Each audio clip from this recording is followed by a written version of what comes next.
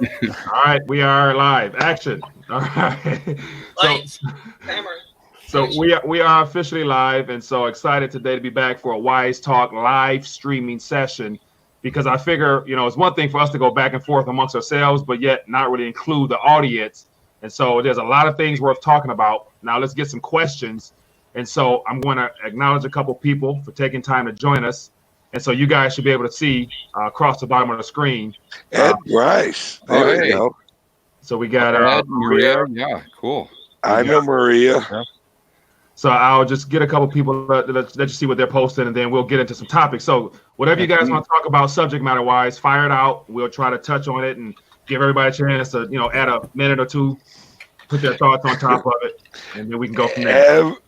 Everybody sell your silver and buy Bitcoin. That's not what you said last week. Yeah. And here comes Trader Steph to get my mind right. All right. So let's Somebody's got to do it, So hey, I got a topic to start off the day with, if you want. Go ahead, kick it off.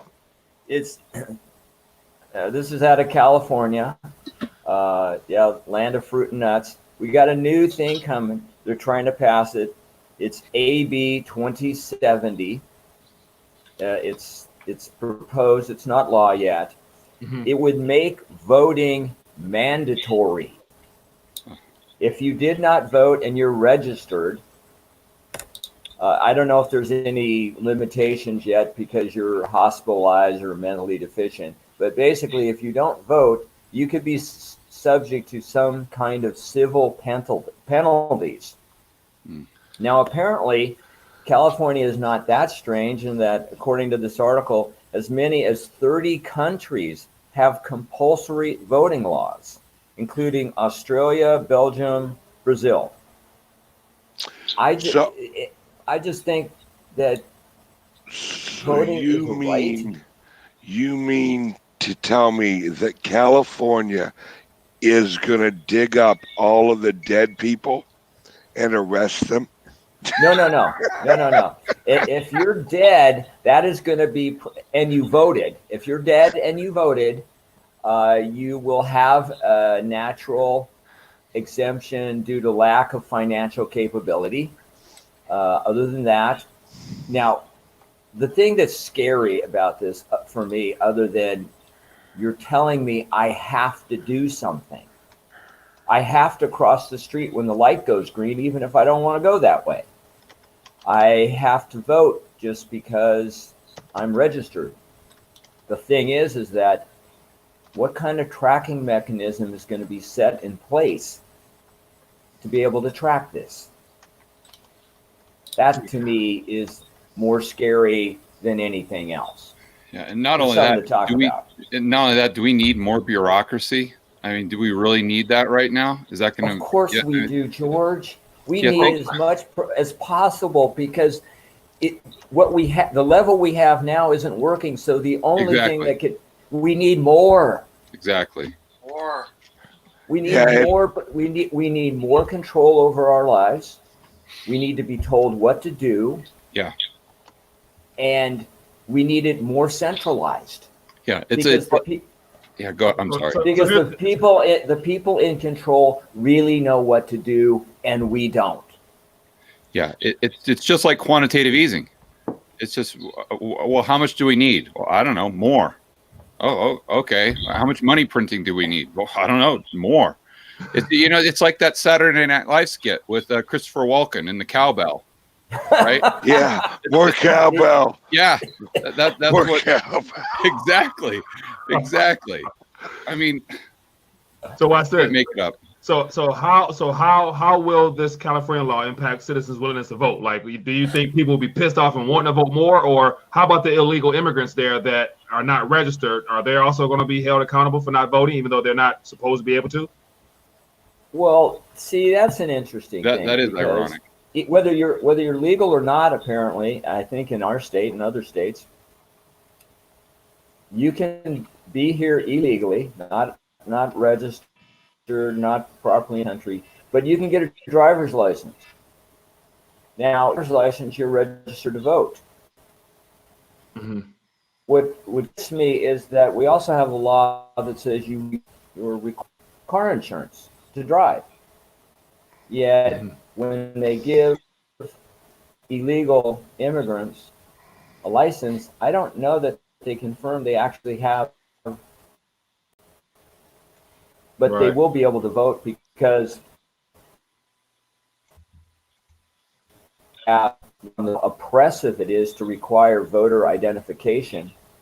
But if you ever go on the web, look up the voter ID card from, for example, Mexico. This is a specific ID card, so you can vote in Mexico. But we can't have that here in California. Or Oh yeah, anywhere I've got else in the country. actually. You know, it's funny you say that. I actually have. I don't know if you can see it. Yeah. I've got mine right here. Is that the beard? Yeah, that was when I was in my my terrorist stage right there. Hey, while we're at it, you know, the whole Iowa debacle, I'm going to do a plug for New Hampshire today. Uh-oh, what happened? We've been doing this for 100 years up here. Obviously, I'm not been here 100 years, right? But we've never had a problem with the council, and everything's paper ballot.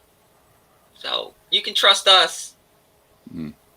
Now, so did you guys follow the app service that was supposed to help tally the votes went down or was malfunctioned or something like that? And come to find out, I heard through the alternative media source that Soros was funding the app or something like that. I don't know how extreme this is, but do you think we're going to see more of that? You know, in state to state to state, like an app that's funded by some entity. It's all a joke. I was watching it live, and in every precinct, Joe Biden was right around 1%. And then they had the glitch, and all of a sudden, the next day, he's at 22, 23%. You know, it's they cannot let a nationalist win. And although I don't agree with Mr. Bernie Sanders, he is a nationalist. He isn't a globalist. And Bernie Sanders is a national socialist, and they don't mind that he's a socialist. They just mind that he's a nationalist, because the leadership of the DNC and RNC, which includes Mr. I'm a Wimp frickin' Romney, they're all globalists. Yes. Progressives. The key is you want to look for if they are progressives. A progressive can be a Republican or a Democrat. It doesn't matter. It's whether or not they're a progressive that really matters, because those are the global elite Illuminati, Fabian socialist. Those are the enemies of the national citizens. Yeah. Now, Yeah, I'm glad you brought that up, Ben, because I wrote an article about that, about nationalism, and I got some heat for it, and it was simply the fact that people don't realize nationalism actually has nothing to do with political affiliation. You know, like Hitler was a nationalist, but he was a fascist, quite frankly, and kind of socialist in a way. And, that's a long story. I don't want to get into that. But yes, nationalism is about having pride for your country that you live in. That's all it represents. So that goes through all political ideologies. Oh, what happened? Yeah. Now, so as we're talking, there was a very long thought or question. I want to make sure I acknowledge that. So here's a question. It says, do you guys think our global world monetary financial system is a generational global debt-based fiat Ponzi scheme? Question mark. And when it all implodes, all fiat currencies will go to zero. So anybody want to just elaborate more on that subject matter or what? Oh, I would. Yes. I'll go. I'll sit So back. And who's going you guys first? go ahead, Ladies and I'll chime first. in. Ladies first. Jeff, you want to go first? Okay. Yes, of course, it's a fiat system. It's based on debt, and at least in the United States, it's a fractional reserve system. On top of that, with regards to the banks and the Federal Reserve. But fiat currencies are not going to go away. It's just going to be transformed into something else. And just here's my take on it. And if you're interested in reading up on the theories, check out Jim Rickards' books. I think that makes it very clear, and it's coming to pass. But we'll still have the dollar within the domestic borders, but there's going to end up being a new currency that will be used for global trade, for instance. And that will be backed up by probably a percentage of gold, maybe a basket of commodities or what have you, potentially backed up via the IMF. It'll be kind of like an offshoot of the SPDR. And then people will trade from country to country, and they're keeping an electronic ledger. But as far as actually transferring gold on pallets, that may happen once or twice a year to balance the ledger. So there are a lot of different aspects to that question that could be answered in lots of rabbit holes. But yeah, all fiat currencies fail. That's a given. This one has gone the farthest for various reasons. Bretton Woods, World War II, we could go on and on. But yes to the viewer's question. Fiat currency, it's going to collapse. What comes after that? It's a crapshoot, but there are likelihoods. Yeah. It's a question of collapse compared to what? It's that's the thing. It's difficult about currencies is they're all relative to each other. So you could have a situation where they collapse at different levels and different times, and it could look like none of the currencies collapse. It's just they collapse compared to everything else. Like in other words, they collapse compared to the price of gold, the price of real estate, the price of hard assets. But it wouldn't necessarily mean that the dollar collapses relative to the euro. If you get massive hyperinflation that throughout the world, the euro could stay right at 110 or whatever it is, or the dollar could stay at 100 or 97 on the DXY, but everything else would adjust in price.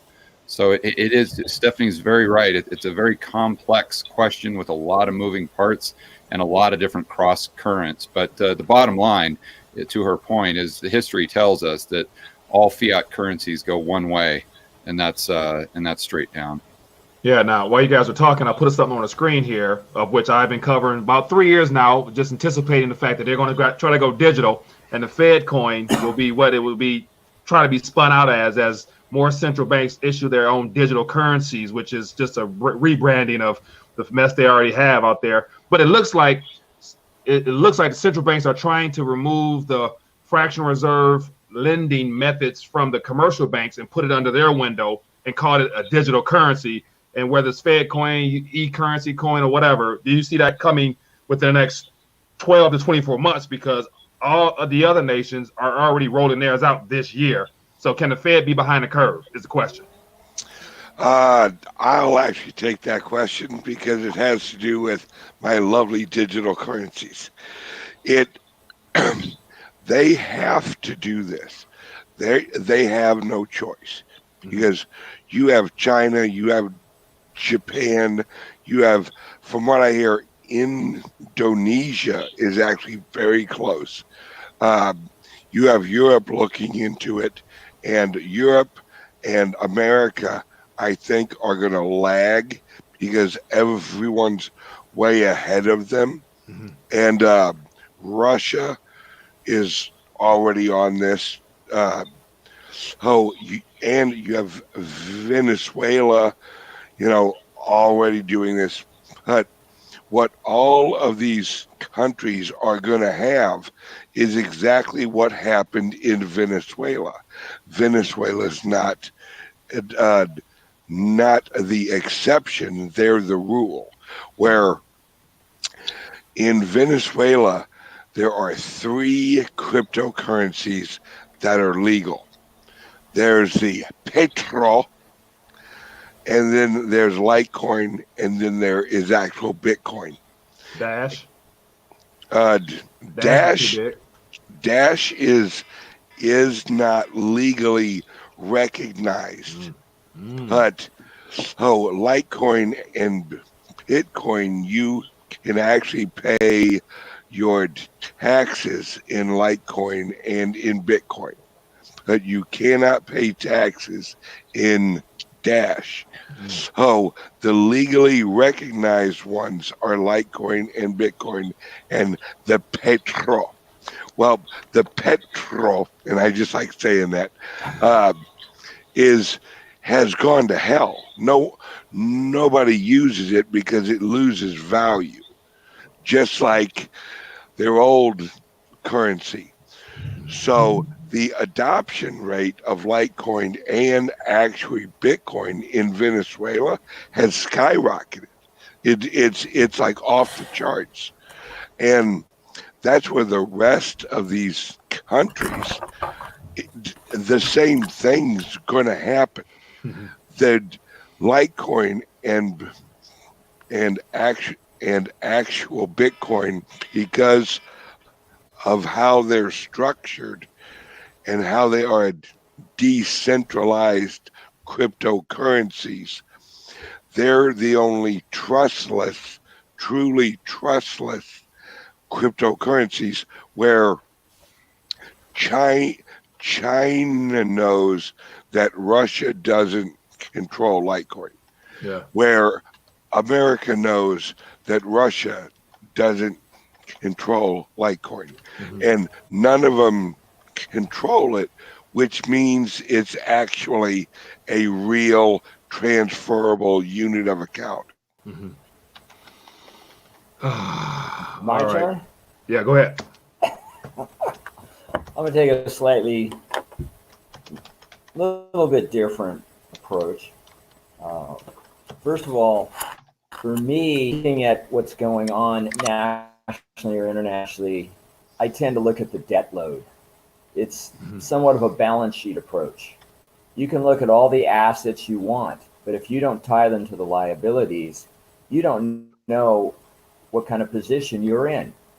Just take the US, we're at 23 trillion plus just in treasury debt. Just to give people an idea of what 1 trillion is, 1 trillion seconds is 31,709 years. See, nobody's going to live a trillion seconds. And that's 1 trillion.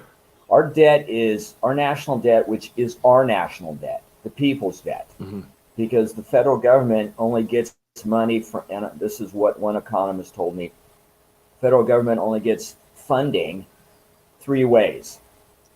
It taxes, it borrows, and it extorts. That was his word. The idea that money, okay, first of all, you guys know I have a very specific term, M1, that's in the banking system, that's in the economic world. What M1 is, M1 only comes from banks. Doesn't come from the Fed, doesn't come from the Treasury. And most people believe that money is only created by the creation of debt. That's part of it. Banks don't just create money when they fund loans. They create money when they acquire assets and they satisfy expenses. Bank of England, Monetary Analysis Directorate, basically said that in 2014. Banks create money, period. We need to take that power back from the banks, return it to the control and the benefit of the people. Now we have a much different system. We can get away from a federal government that taxes. We can get away from a federal government that has the ability to borrow. I'm worried about cryptos. I'll just bring in the other side, is that, and this would be whether it's cryptos or it's Fed coin or anything else. When you only have an electronic form of money, no physical counterpart, you are completely dependent on the system of computers, computer access, internet, and electricity. Any one of those goes away, you got a problem. And if, let's say you were in China and I think most everybody here knows about the China and its social credit score. Well, if they only have electronic money and your social credit score goes down because they're tracking you every day, every moment, what are they going to do? They're going to lock you out of the banking system. You have no money because the only money accessible is electronic. Very important And point the other there. thing, Don't miss. It's you're lacking your liberty and your ability to anonymously exchange goods and services, right? That's like a biggie. And they track everything you do, so they're going to tax you for every penny. Forget about it. exactly. And the thing, again, being physically dependent on just one thing, regardless of what it is, for me is scary. And especially when when nothing will happen without the electrical grid. Go back into your history, 1859, the Carrington event. I don't know who Carrington is, but that's who got the name. 1859, Earth got hit with a massive coronal mass ejection. This is huge energy hitting the Earth. At that time, the only reason if we didn't have telegraph, you wouldn't know it other than you saw the aurora borealis down in the tropics. But what that energy mass did is it fried all the telegraphs, or practically all the telegraphs. Yeah, So fried some of the lines. Happen. Some of the lines caught on fire. Yeah, imagine what would happen today, God forbid, if Earth got hit with another one of those Carrington events. It all goes. This isn't, we got to reboot. No, every circuit is burned, or practically every one.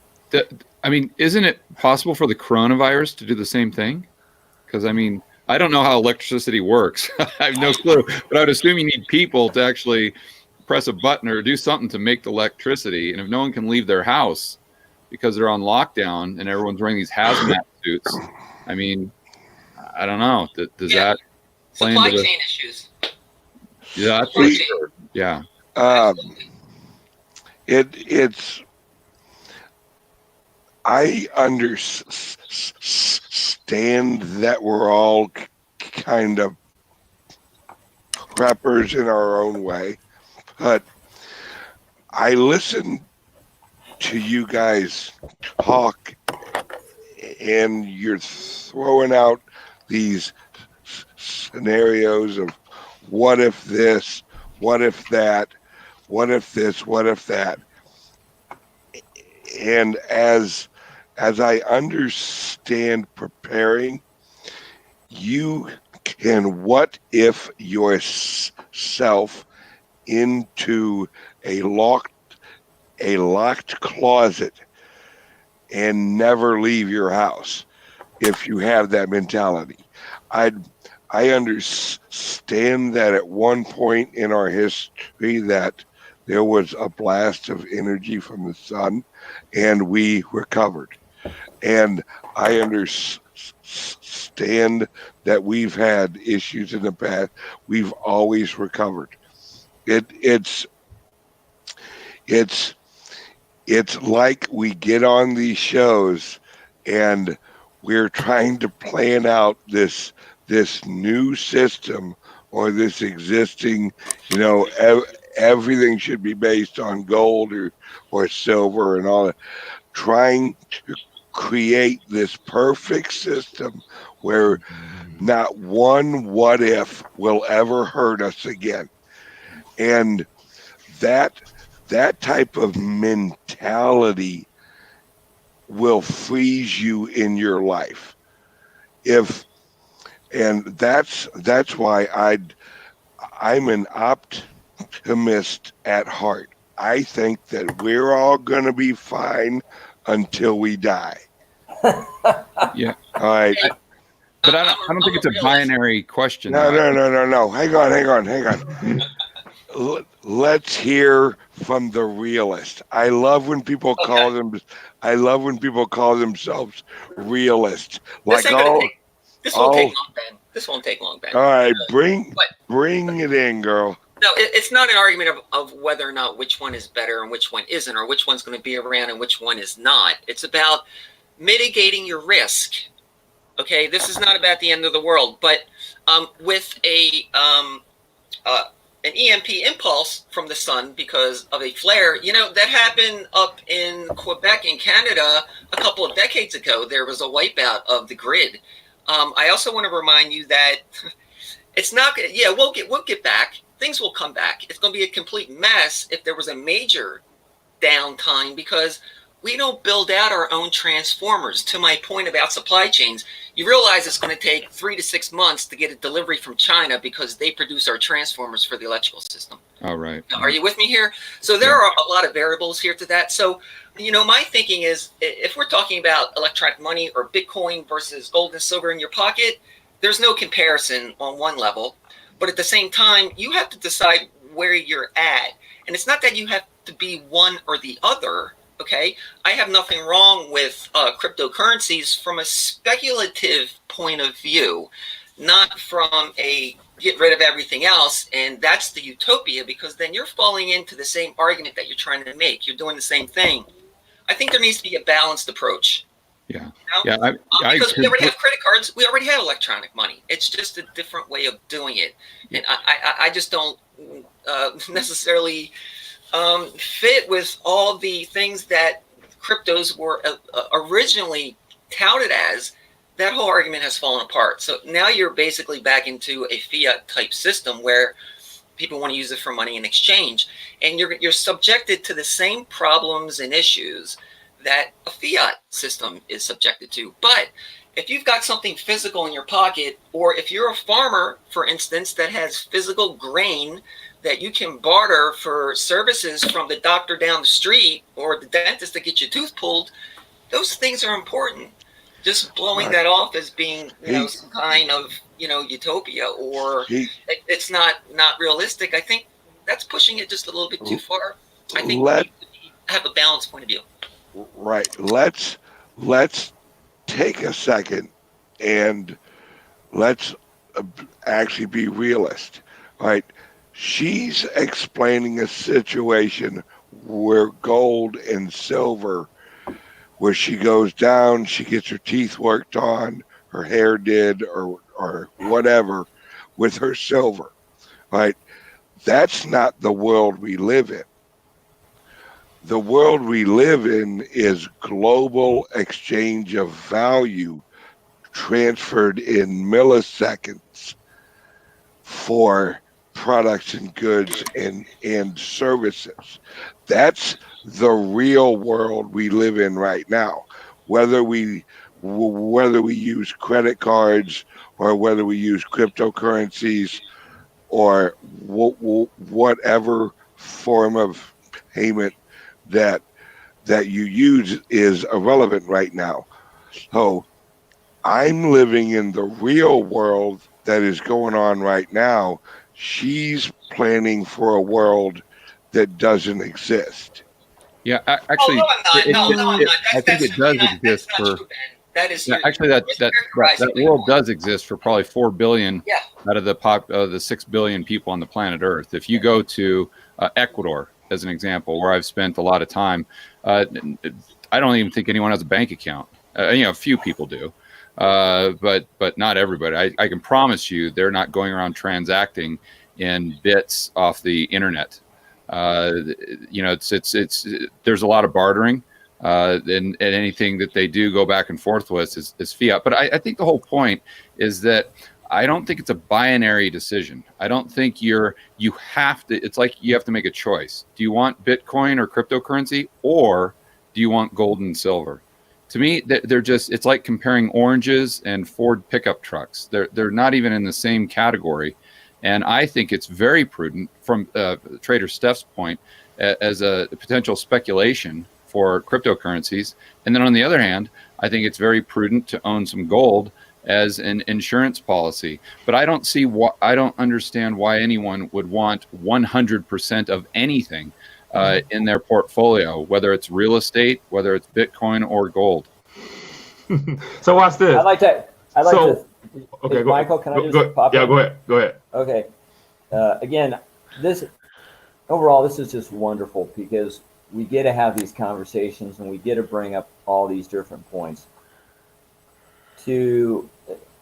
I mean, you know my position, and I can tell you, I'm not locking myself in a closet. I'm actually trying to help educate people to the way the system actually works, so they can make intelligent decisions and choices about what's going on.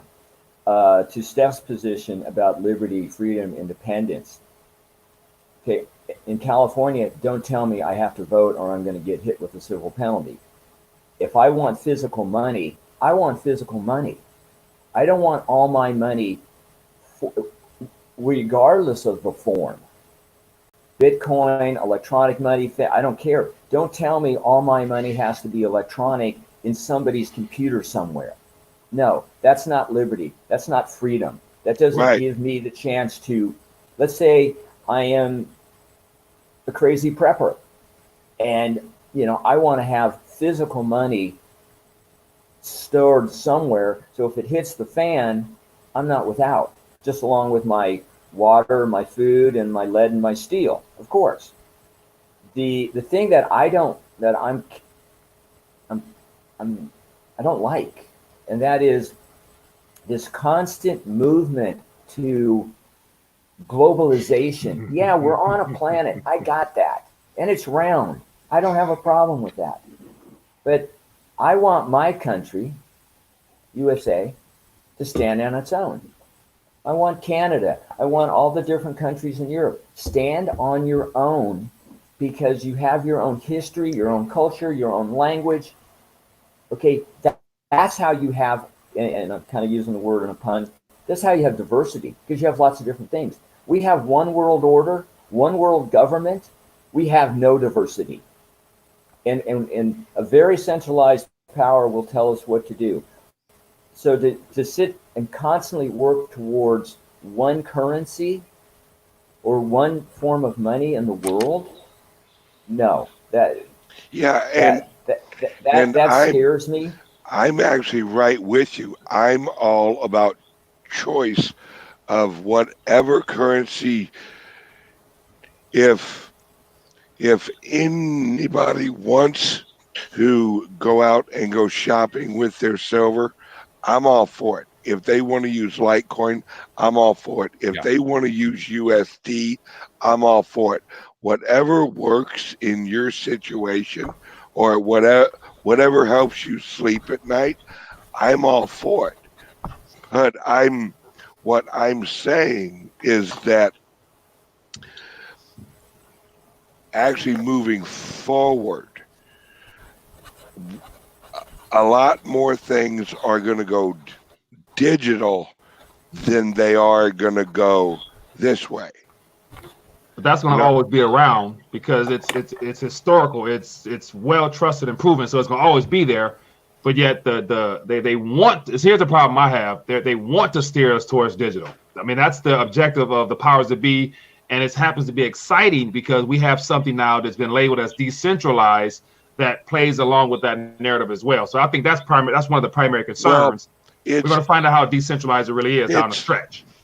It's exactly like silver. Now, with silver, there are different types of silver, and let me explain. Is this all right? There are certain coins that have like codes or whatever printed on them, like certain bars and all that, where you trust that little symbol on it. You trust that is 0.999 silver because it has that logo or whatever on it. That is what we have in cryptocurrencies. And there will be coins that are minted by the federal government. Some people might not trust those coins and would rather just have a hunk of raw metal that has no numbers on it, no symbols on it, no authority approving this, or anything like that. But some people will. And in cryptocurrencies, there are actually cryptocurrencies you can use that are untrackable, untraceable, cannot be traced. I don't care how many computers you get, it absolutely cannot be traced. And that is the future representation of a slab of silver or a shard of silver. And it's just, we're each right. It's just and that's why this show is so great, because you have me who's in like cryptocurrencies, then you have your silver lady, your silver guy, your real estate guy, your I played basketball and kicked everybody's ass. Now I know almost everything about currency, and I follow global news guy. You know, we all actually come in here and we have our piece. And if you put us all together, not only are we one good-looking son of a bitch, but we're we're also there's not much that's gonna get past us. Yeah. Hey, Now watch Alan. this. Hey, Alan, to your point, you briefly touched on globalism yeah. and wanting to keep your liberty. To that point, the argument you hear a lot from folks is, well, we won't have war. And I kind of have to just hold my breath for a minute and say, have you ever heard of civil war? Well, not only that, you ever heard of Venezuela? Exactly. What? Yeah, We won't have war. I don't. Yeah, Is you that a have war dance? between the people and the government. Right. It's gonna be a lot more than that with all that social unrest happening around the world. But watch Exactly. this. Okay. One more. Okay, go ahead. One last thing, Michael. Okay, go ahead. Regarding moving forward, I get that, and I echo some of the things that. Okay, are you going by the title Silver Ben now, or just Ben? Anyway, I like the question too, Ben. Do you own any precious metals? He's like holding it. So yeah, I left it on there so he can see it. anyway, okay. To the point, how can we, and just speaking of the U.S., how can we really consider moving forward until we really understand? Yeah, that's a nice coin. Until we understand where we actually are, what's really wrong, and how we're going to deal with it. Because to say, oh, we're just going to move down the line and ignore the fact that we have unpayable national debt, forget the state, forget the unfunded pensions or underfunded pensions, forget personal and business debt. We got more debt in the system than we got money. So it's really kind of hard for me to grasp that we're going to move forward into some kind of wonderful monetary system if we don't really understand how we got to where we are. Another reason for physical money is, yeah, you can have transactions that are untraceable, but that begs the question, why are we allowing our federal government to track us in this way? This is absurd. Yeah, that we don't, last thing, that we don't really, as individuals united, say, no, you're not doing this anymore. You don't need to know what I bought at the supermarket. Okay, we're done with this. So whether I'm using physical or a form of electronic money, which could be a credit card, a debit card, a check, whatever, this is ridiculous. And that regardless of what money is, and if you look at the history of money throughout time, money has been animals' furs, animal hides. It's been foodstuffs like wheat, tobacco, and of course, whiskey. It's been stuff that I call couture, beads, blankets, seashells. It's been metals, including copper and iron and bronze. It's been everything. Let's remember, money, one great purpose. It took us from barter to indirect transactions.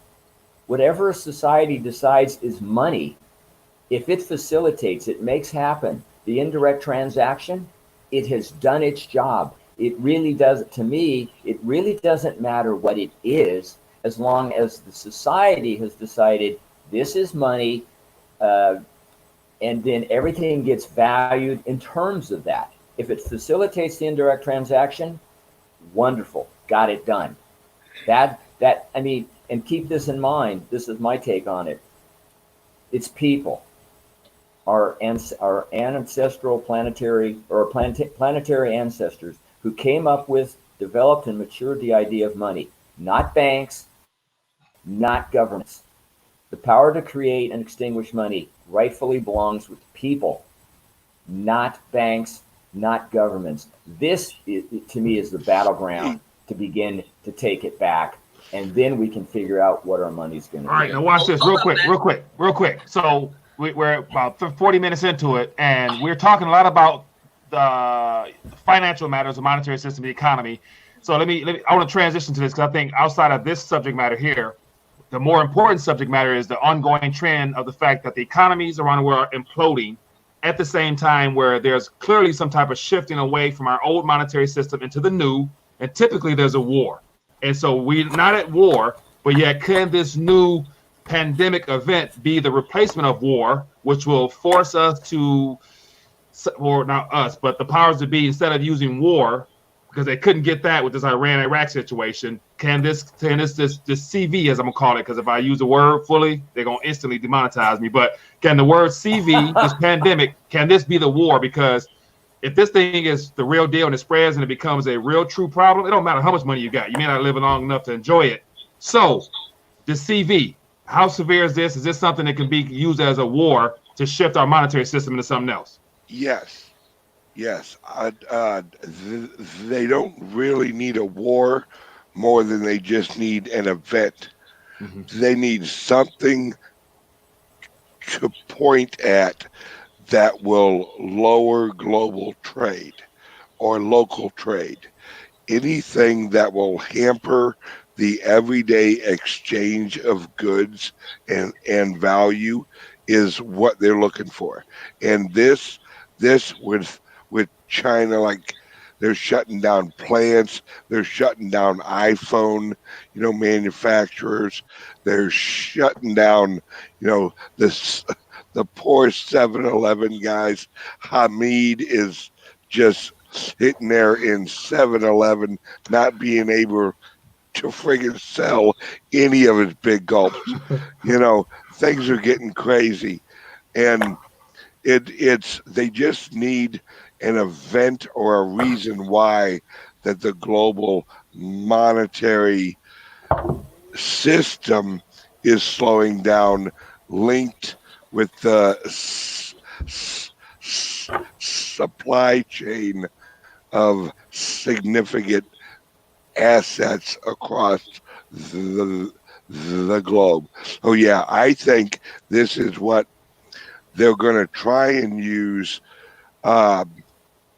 as the election gets closer. They'll use this prior to the election. They won't let the election happen and then use it. Yeah. Anybody else? Anybody have any thoughts on that? Because it's February, we're at the beginning of the year. George, you got anything? Not too much. I did a video on the unmentionable, as Mike said, that of course got demonetized. And I would pretty much suggest everyone that wants to know more about this, as far as the actual facts and the details, just to go to Dr. Chris Martinson's YouTube channel.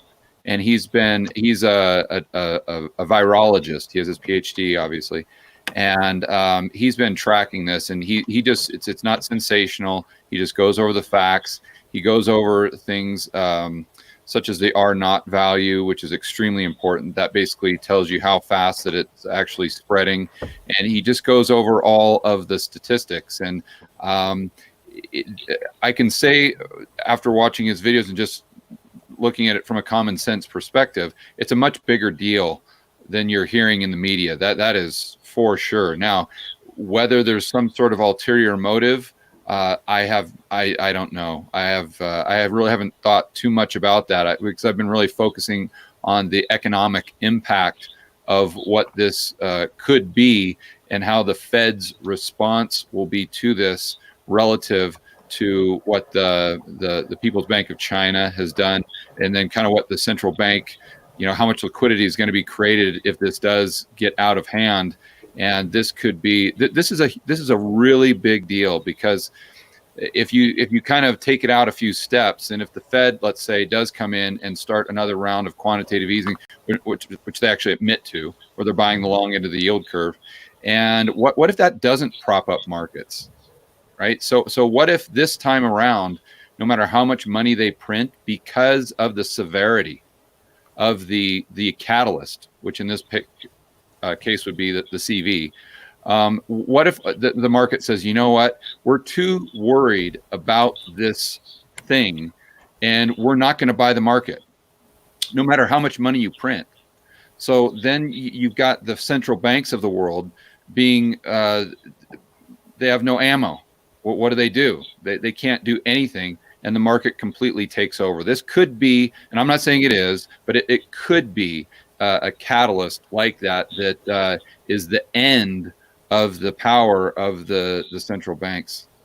George, I'm right George, with you. what was the name of that doctor? Mike just had up his website. I saw that his website is Peak Prosperity, and it's Dr. Chris Martinson, and his YouTube channel is Peak Prosperity. Yeah, there you go. Yeah, it's and you can see he's got he's getting a ton of views. He's really a smart guy, and he's also an Austrian as well. So it's great to have that perspective. I want to bring to the table another virologist. Unfortunately, I've had my head buried in this SARS 2.0 issue since it really took off, around, at least in the mainstream media, around the second week of January. I hit my first article on January 21st, but I've written several articles, multiple. But the virologist that I suggest that people also focus on is Dr. Henry Nyman. And the reason I say that is because he been a virologist for 45 years. And he was the guy that identified the mutation in the original SARS outbreak in 2002, 2003, contacted the guy in China. They wrote a white paper and alerted the public. He's the guy that really understands the nuts and bolts on a gene sequence level. Plus, now he's providing all the information that he is aware of and has access to freely to the public on his website. As far as the effect and where we're at with this, look, the cat is out of the bag. Mm-hmm. Number one. Yeah. What we're really looking at now, what we already have in China is the potential that can happen everywhere else. But what they're focused on looking at now, they're looking for sustained clusters. So human-to-human transmission is otherwise known as onward transmission. But then from that point, you go into onward progression, where the person that you infected starts to infect more people. But what we're looking for in the United States right now is a progression that goes beyond. So, for instance, China right now is in the mitigation phase. They are beyond containment. They are in Spanish flu mode, okay? Right now, we are in containment. But the president's committee that he formed several weeks ago that were on top of this, we're in the mitigation phase, but we're in containment, but that doesn't mean that we're not going to be in a mitigation phase several weeks from now because of lag time. So there are a lot of variables with this particular story, but the cat is out of the bag. There is a potential for Spanish flu action worldwide. Money flows in capital. At first, it's going to look for the best house on the block, the best safe haven. And I think that the reason there's still cash flowing into the States is because, other countries aren't affected as much as China as well, just like we are not at this point, but we do have clusters here. But once things start to look financially bad, the dollar's not going to look so attractive because we're like floating on top of negative interest rate territory when you look at real interest rates. And you're still getting yield in junk bonds, for instance. So nobody knows, any professional who's worth a grain of salt is going to give you those facts and let you know that actually we don't know. This is going to take weeks, if not months, to play out. And you need to practice, once again, risk management, mitigate your risk. Well, And also, my shot on this, regarding CV, it's interesting. Once again, I'm not knocking the Chinese people, the country, the culture. I'm no fan of their government. But once again, we've got a massive problem coming out of China. Forget how much pollution comes out of China. What I'm seeing is the potential that you're going to affect air travel, because if you're up on if you're about to take a flight, aren't you going to wonder, did this plane ever go in or out of China? And how are they disinfecting the air systems in that plane? When they bring people out on charters, what are they doing to those planes when they get them here? What I see, and China closed down a city or a municipality, Wuhan, 11 million people. It closed it down. Why do you do that if there's not a great potential for a problem? This, to me, has the potential of disrupting trade. Oh, it has. Do you really want to open that box from China? This phase one deal is done. Yeah. And then as this transpires, if this gets, God forbid, if this gets worse and worse, you're going to have less trade, potentially internationally. You may be disrupting people's work lives because there's no work. You may start losing your supplies of things. Another reason why America really needs to go back to, forget international trade for a moment. We need to go back to being self-sufficient as a country, not globally dependent because you can get something cheaper from another country because they pay their workers nothing. Okay, so that means we're supporting this kind of activity. America was so strong going into, and may we never have to again, WW2, is because this country was basically self-sufficient. We need to return to being self-sufficient as a country as much as we can. The problem is that at this current moment, we don't have the leadership or individuals that even are aware of what it takes to, as our representatives, be selfless as opposed to selfish. Nevertheless, our people have been so brainwashed and dumbed down that everything we do is usually in our own best interest. So there's going to be some conflicts no matter what. So, yeah. But that's not even the problem, Mike. The real problem is where, just go down to your local Walmart or your Home Depot or your Target, anything like that. None of that stuff can be made in the United States at the same price, not even close to the same price. So let's just say that you could get all that capital to come into the United States and to invest and do all those things, and then you're able to build all the infrastructure needed for all those products. First of all, it's going to take you 10 or 15 years. And then the other problem is the cost of that, let's say $2 plastic item at Walmart is now going to be $10 or $20. There's just no way that the people, there's no way anyone could afford those products, and the standard of living in the United States would utterly collapse. And I think most Americans don't realize how tied their standard of living is to China. Not first and foremost from the goods and services that they get from China at a discounted rate, but also because China keeps our interest rates extremely low. So, I agree that China causes a lot of problems with, the government and pollution. But I think Americans need to realize that if it wasn't for China, that their standard of living would be cut in half. I'm going to take the other side of that real quick. And that I agree, George, that if you go down to any big store and you look, if you went up and down the aisles to see where it's made, it could be over half is made in China. But there's the short-term cost, and then there's the long-term cost. And if we focus only on the short-term cost, which is, okay, it's going to cost me $2 to go get it. But people are out there saying they really love the planet. They really care about the planet and the environment. Every time we buy something from China, you are buying something that is coming from the most polluting country in the world, which means that's what you're supporting. If you want to know where most of the Great Pacific Garbage Patch comes from, this is the research I've done, it's coming from China, India, Asia. 20% of it is estimated to come from Japan after the tsunami. The point is, the short-term cost is $2. The long-term cost is what happens to our planet from pollution. The other long-term cost is, and yeah, it's not going to be an overnight thing. I agree. But do we want to have something that makes us stronger, more capable as a country, or do we want to be more dependent and support countries that are massive polluters? I say I'll go with only having one pair of running shoes. I don't need 3 or 4. No, I would rather have. Yeah, but I don't think it's a choice.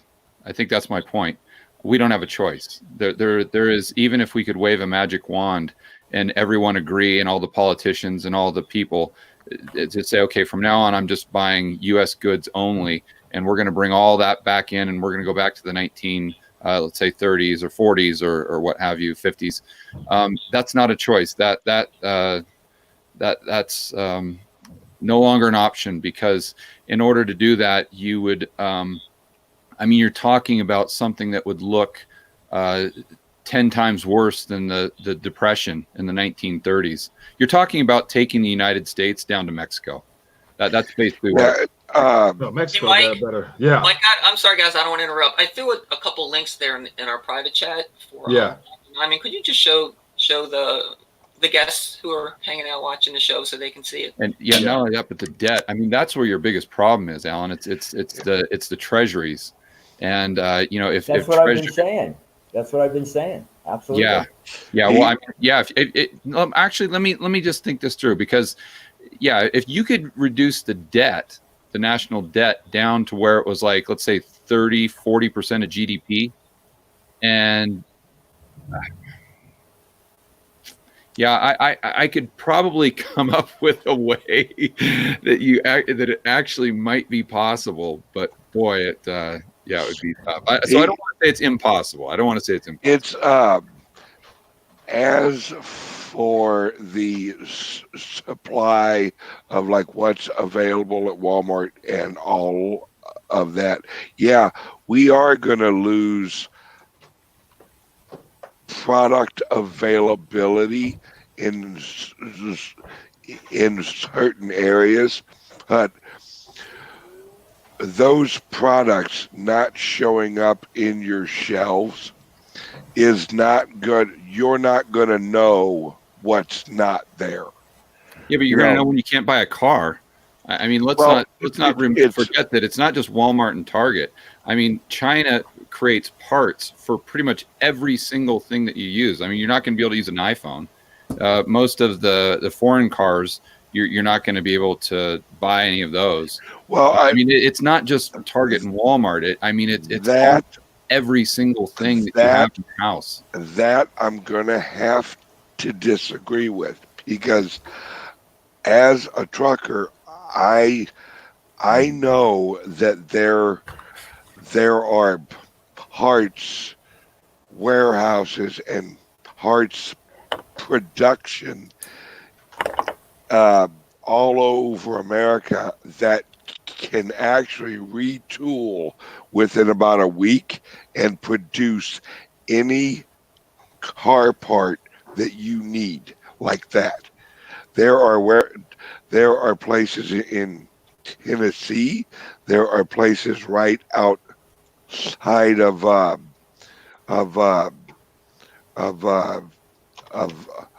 Flint.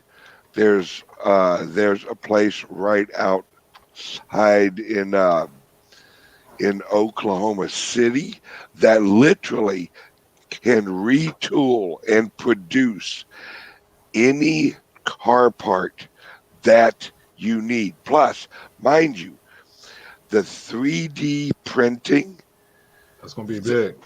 There are production facilities that are being put in Illinois,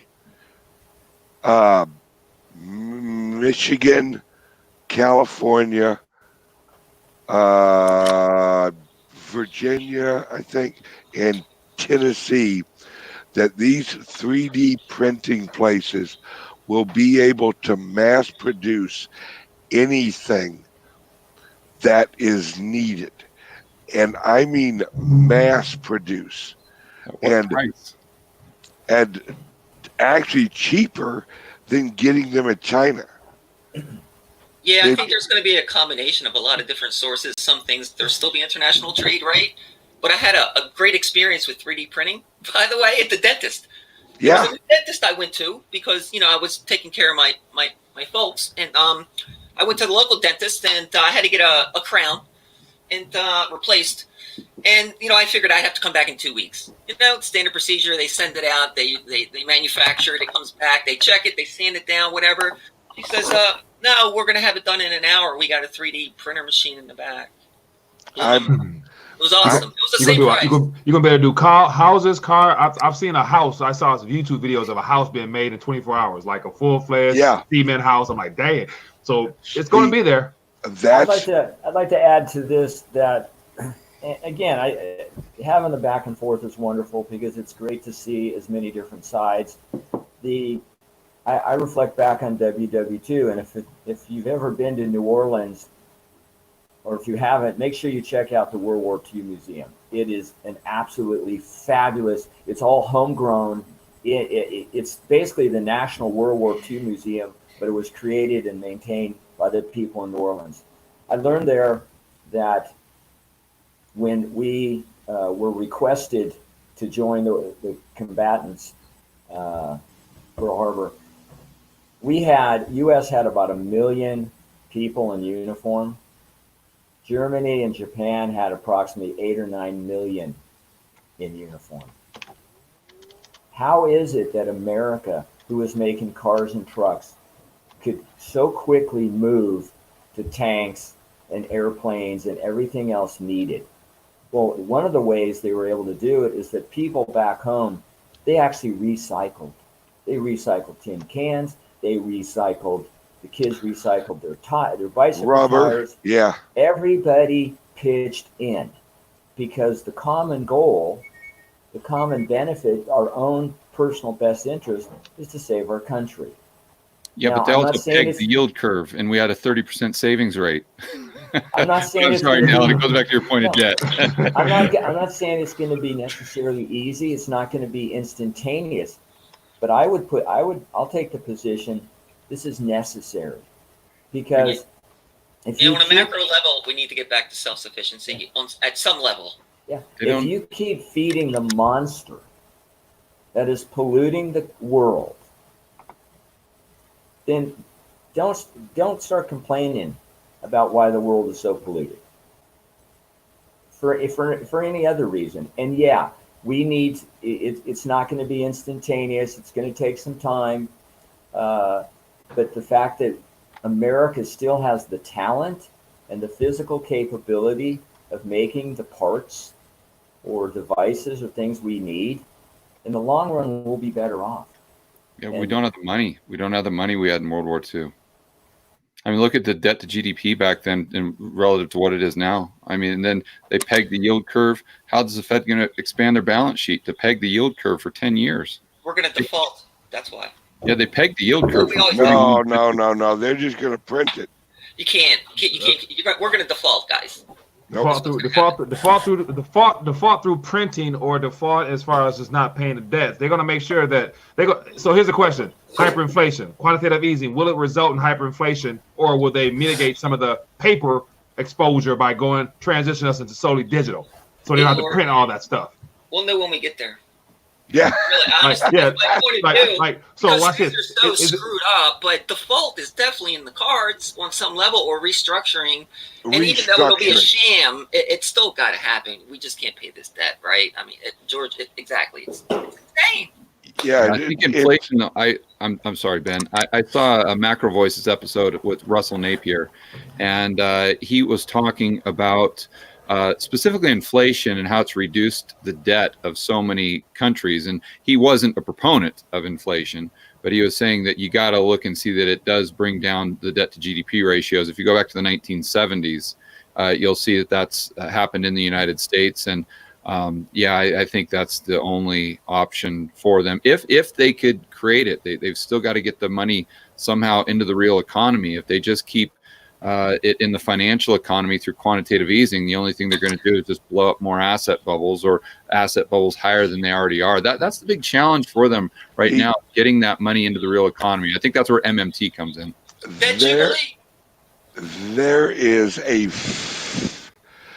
There's an event that hardly any of us actually think of when we're talking about this. We have bankruptcy laws, right? And bankruptcy laws allow for the ratification of the debt that is then absorbed as a loss towards the government in your actual tax filings with the government.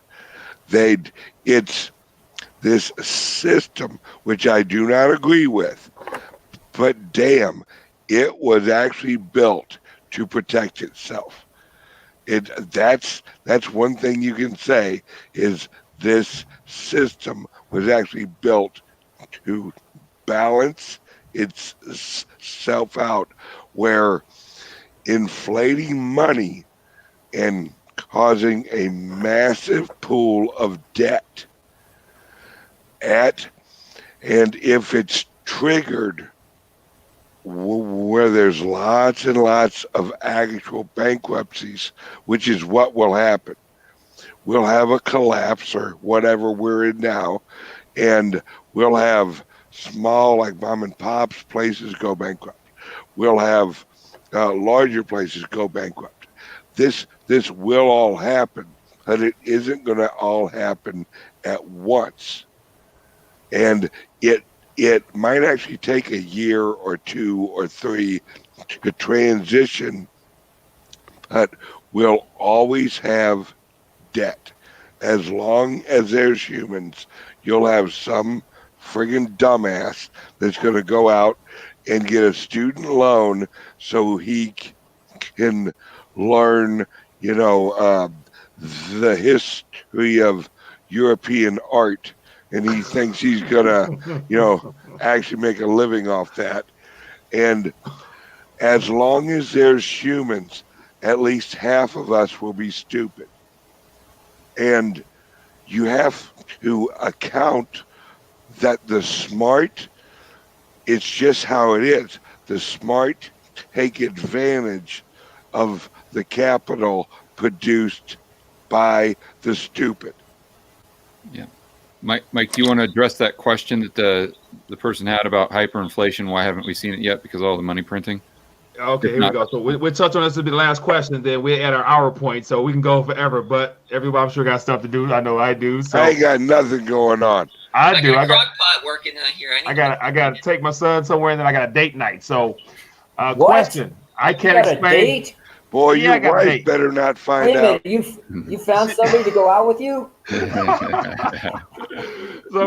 it says, I can't explain hyperinflation. Has it not happened yet? Do you guys know? Yeah, I do. You want me to take that? Take it. Yeah. Touch on it. Okay, so low blood pressure, what you have to understand is that there's 2 different economies. It's easier if you look at it that way. There's the financial economy, and then there's the real economy.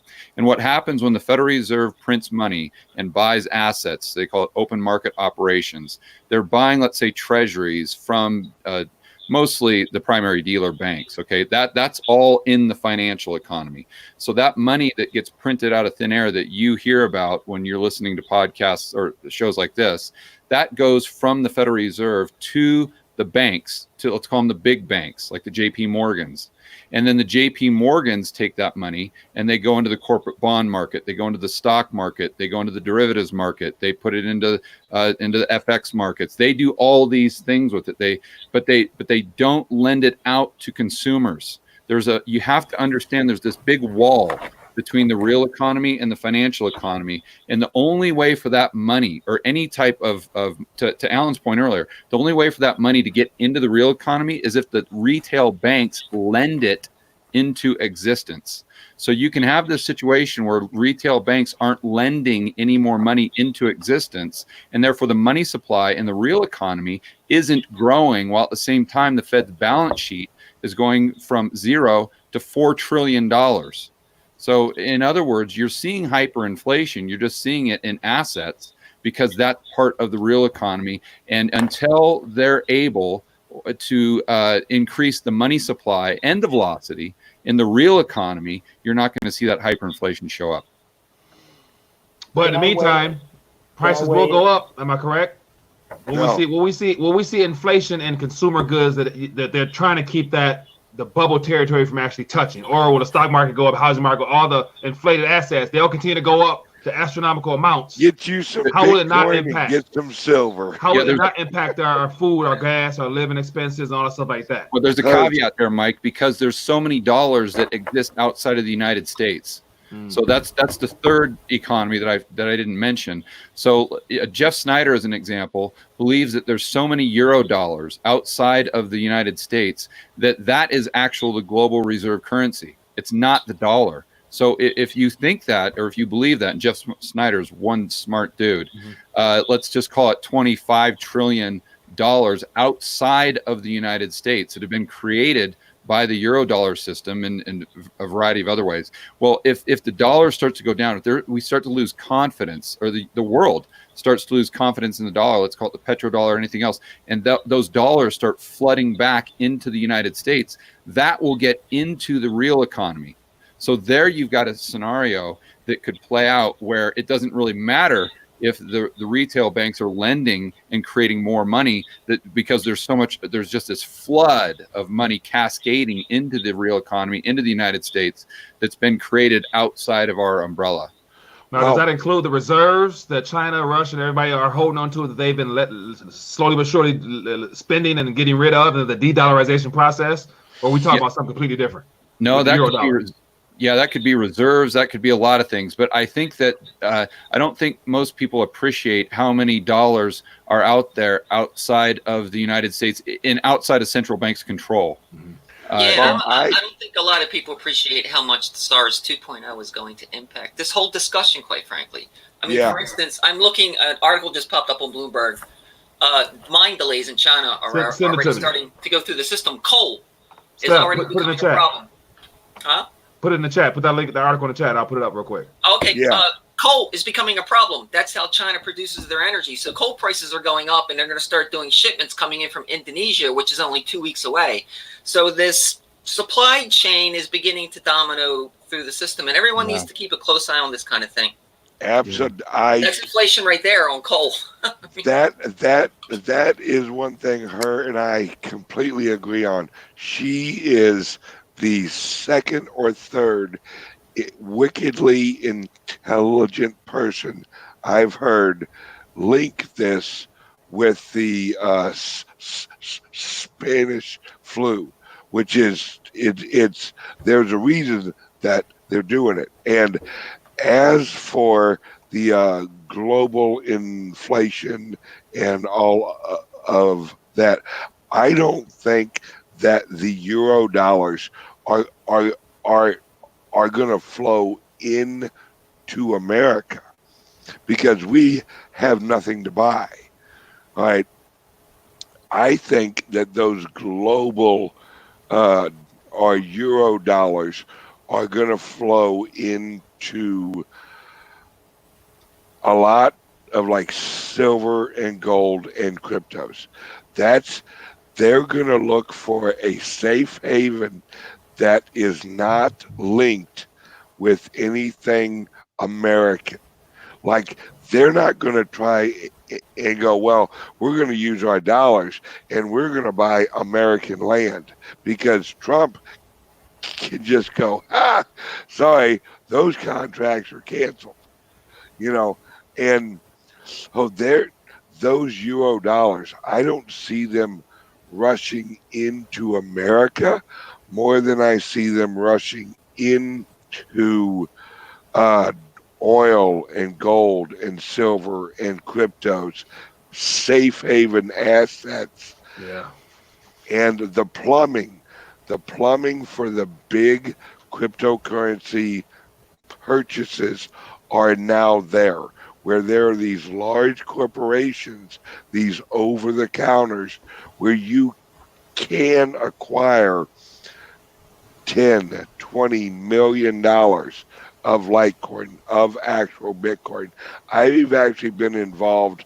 The largest one I've ever been involved with was about a $4 million cryptocurrency buy at one time. And the rich, the wealthy, are getting involved in this. And I can actually say from personal experience, helping them do it. Yeah, that's a very interesting thought experiment to try to think about. You know, if you were someone that had, call it $100 million US, but and you were a citizen of South America or somewhere, you know, and the dollar started collapsing, what do you do? Gotta go buy something quick. And so, like I was saying, like George, like from talking about issues down in South America, people buy real estate. And so, everybody who, from my experiences, they go buy up everything they can find in their little city or town and become landlords or homeowners and have several homes to own. So, that's why I wasn't surprised that the prices in housing in Medellin wasn't so high.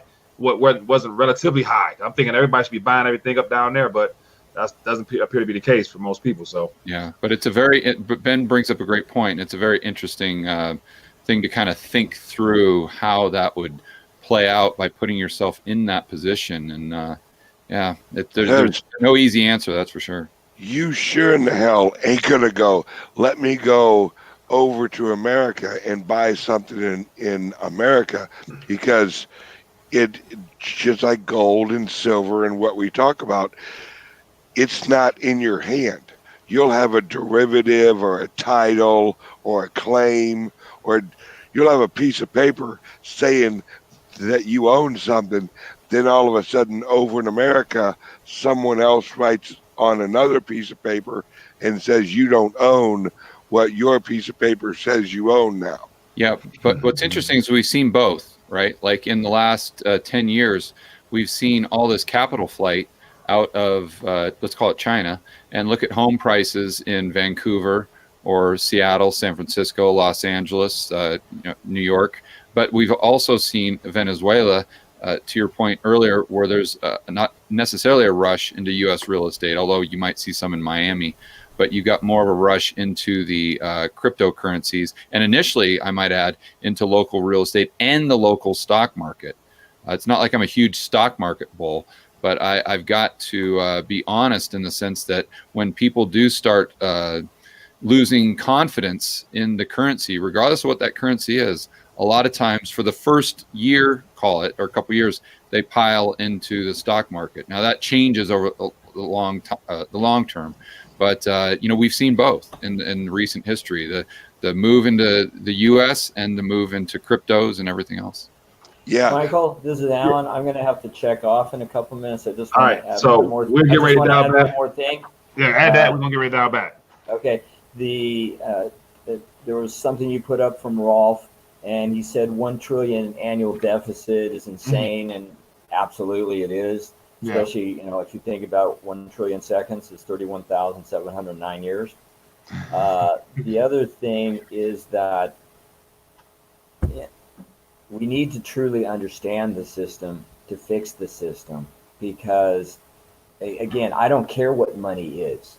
What I care about is who creates it, who extinguishes it, because money comes into existence, it goes out of existence. It's all done in bookkeeping, and who gets the benefit of this? Right now, the people of the country are the only ones who actually hold money. Banks have no money in their own name. They only have reserves. U.S. government has no money in its own name. It only has reserves. Money and reserves are not the same thing. All the reserves that a bank holds is not considered part of the M1 money supply. And the Fed itself has neither money nor reserves. That's because it has the power to create them. And Ben Bernanke clued me into this.